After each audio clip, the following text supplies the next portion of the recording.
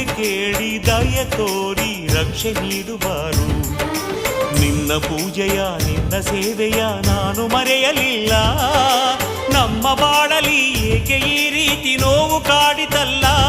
Veerabhadra Veerabhadra Veerabhadra Veerabhadra Veerabhadra Veerabhadra Veerabhadra Veerabhadra.